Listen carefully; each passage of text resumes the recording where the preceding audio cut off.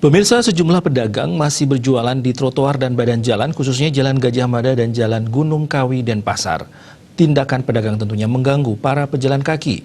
Pihak berwenang dalam hal ini Satuan Polisi Pamong Praja dan Dinas Perhubungan Kota Denpasar turun tangan untuk menyelesaikan persoalan tersebut. Meski demikian, petugas belum mengambil tindakan represif dan lebih banyak melakukan pembinaan. Kabid Ketertiban Umum dan Ketentraman Masyarakat Satpol PP Kota Denpasar, Inyoman Sudarsana mengatakan Satpol PP bersama petugas Dishub, Disperindak dan Kelurahan Pemecutan menjaga Jalan Gajah Mada dan Jalan Gunung Kawi sejak Senin 10 Agustus. Tujuannya agar pedagang tidak lagi berjualan di trotoar dan badan jalan. Semua pedagang tumpah sudah dipindahkan ke pelataran dan basement Pasar Badung. Sepanjang Jalan Gajah Mada diharapkan bersih dari pedagang tumpah maupun sampah. Pedagang pun sudah mengikuti imbauan untuk pindah berjualan ke pelataran Pasar Badung.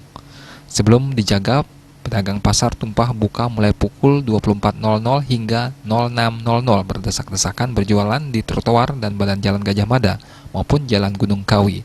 Dampaknya, sampah plastik maupun daun dibiarkan berserakan di jalan sehingga mengotori sepanjang jalan. Apalagi Jalan Gajah Mada merupakan kawasan heritage, peninggalan bersejarah yang kebersihan dan kenyamanan pengunjung harus dijaga. Selama penertiban, petugas belum mengambil tindakan represif dan lebih banyak melakukan pembinaan. Mereka diingatkan tempat berjualan bukan di trotoar maupun di jalan, melainkan di pasar, sehingga tidak mengganggu arus lalu lintas, pejalan kaki dan melanggar ketertiban umum. Pedagang dan masyarakat juga diharapkan ikut menjaga kebersihan, keamanan dan kenyamanan. Gus Pasme, Denpos.